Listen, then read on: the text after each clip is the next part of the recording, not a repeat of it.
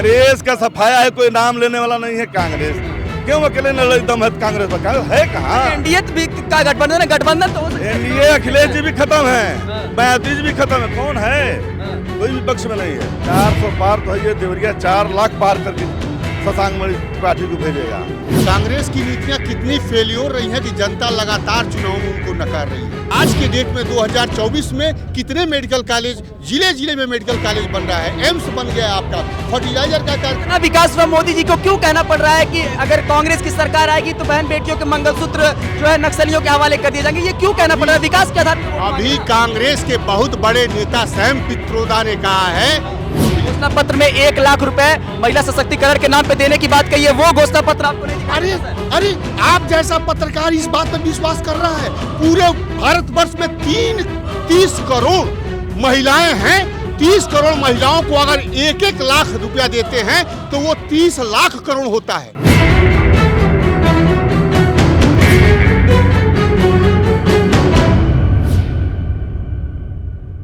नमस्कार, गोरखपुर पोस्ट देख रहे हैं आप और मैं हूं आपके साथ विक्की सिंह। इस समय हम मौजूद हैं लोकसभा देवरिया में और लगातार जनता का मूड जानने की कोशिश कर रहे हैं कि आखिर अलग अलग लोकसभा क्षेत्र की जनता क्या सोच रही है। 2024 के आम मुद्दे क्या होने वाले हैं?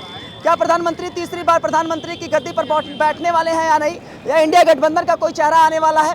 ये तमाम मुद्दे क्या होने वाले हैं 2024 के चुनाव में देवरिया में हैं। और पीछे देख सकते हैं आप भाजपा के कुछ कार्यकर्ता हैं, इनसे बातचीत कर लेते हैं कि आखिर 2024 के चुनाव में देवरिया के क्या आम मुद्दे होने वाले हैं। रामपति राम त्रिपाठी का टिकट काटकर यहाँ पे पहली बार शशांक मणि त्रिपाठी को यहाँ पे उम्मीदवार बनाया गया है। सामने उनके इंडिया गठबंधन से अखिलेश प्रताप सिंह है। कड़ाके का मुकाबला है, ये देखना दिलचस्प होगा क्योंकि अखिलेश प्रताप सिंह से जब हमारी बात हुई उन्होंने कहा कि 2 लाख के अंतर से चुनाव जीतने वाले हैं। वहीं जब शशांक मणि त्रिपाठी से हमारी बातचीत हुई उन्होंने कहा कि पिछले 10 सालों का कार्यकाल जिस तरीके से मोदी जी का रहा, उनके विकास के आधार पर चुनाव हम जीत रहे हैं। बाकी किस तरीके से देख रहे हैं लोकसभा चुनाव 2024 देवरिया के दृष्टिकोण से? जी बताइए। भारतीय जनता पार्टी पूर्ण बहुमत से जीत रही है। 400 पार मोदी जी का जो लक्ष्य है 400 पार हो रहा है। और माननीय अखिलेश जी जो कह रहे हैं आपको कि 2 लाख से जीतेंगे, ये तो समय बताएगा। 400 पार तो है, ये देवरिया 4 लाख पार करके शशांक मणि त्रिपाठी को भेजेगा। और नए प्रत्याशी नहीं है, उनके पिताजी जनरल साहब सांसद 2 बार रह चुके हैं। कलाज मिश्रा भी यहाँ सांसद रह चुके हैं। माननीय रामपति त्रिपाठी बातचीत हुई, उन्होंने कहा कि मोदी जी 10 साल में केवल जुमला फेंके हैं। गलत कह रहे हैं ना, जुमला के इतना काम और आप लोग नहीं देख रहे हैं।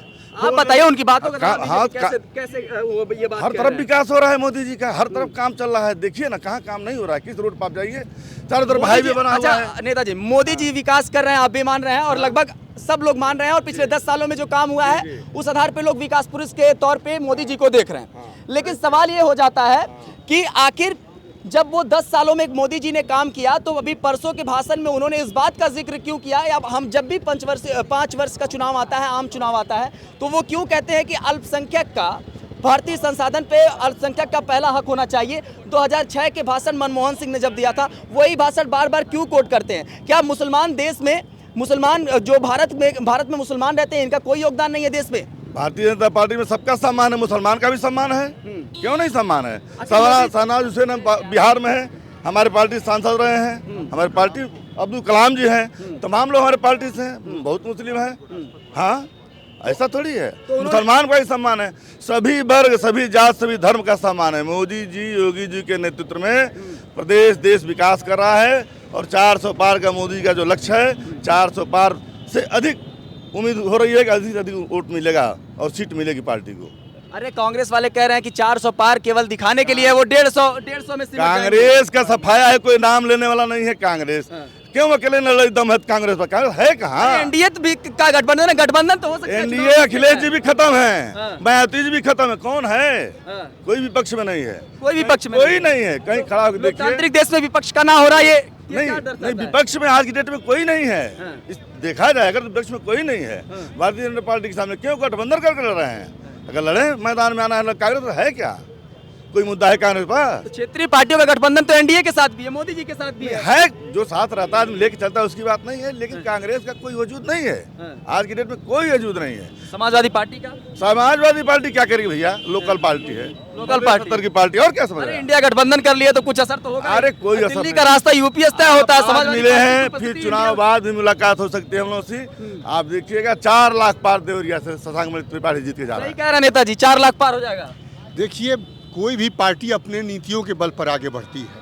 कांग्रेस की नीतियां कितनी फेल्योर रही हैं कि जनता लगातार चुनाव में उनको नकार रही है।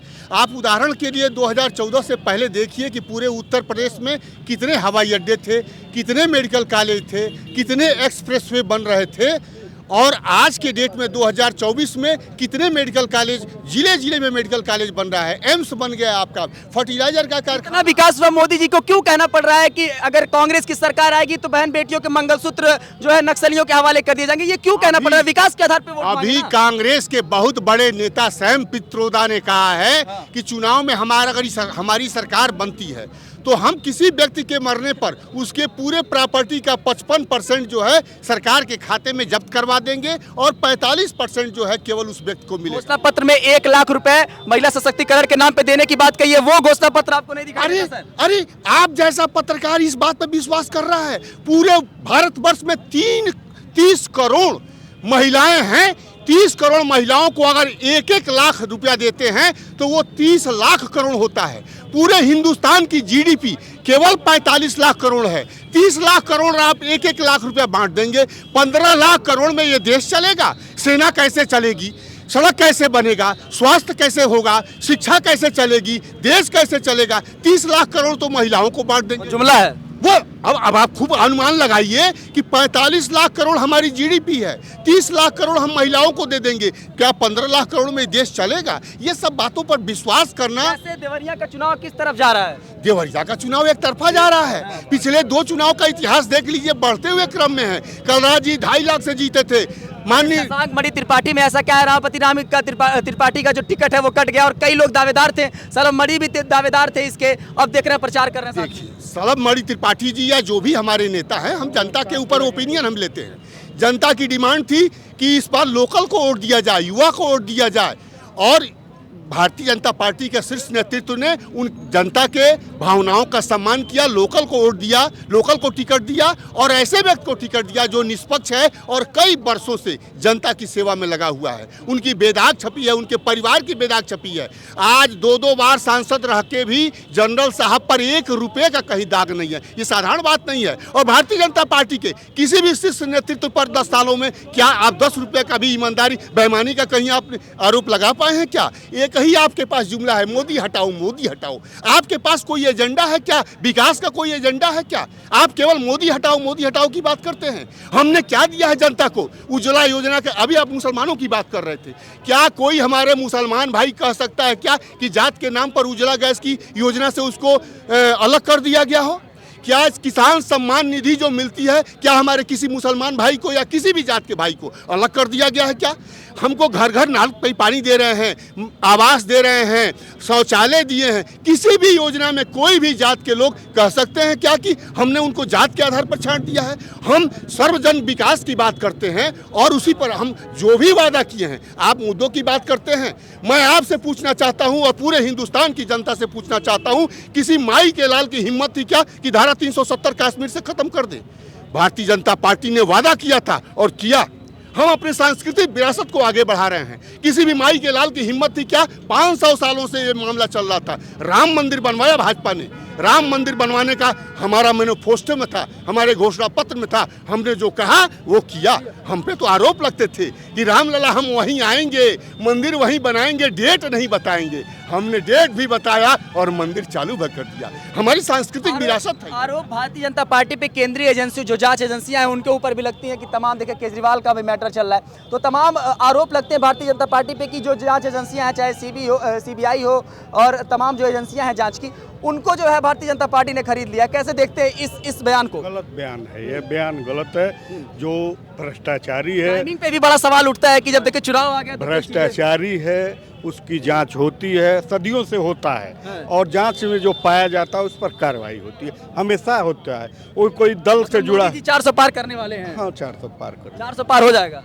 मोदी जी निश्चित रूप से 400 पार करेंगे। भारतीय जनता पार्टी और एनडीए की सरकार इस बार पूर्ण बहुमत से बनेगी। चाचा जी ने सब आपको बता दिया क्या क्या करना है। नहीं, चाचा जी क्यों नहीं, चाचा जी जनता पूरी बोल रही है देवरिया नगर की।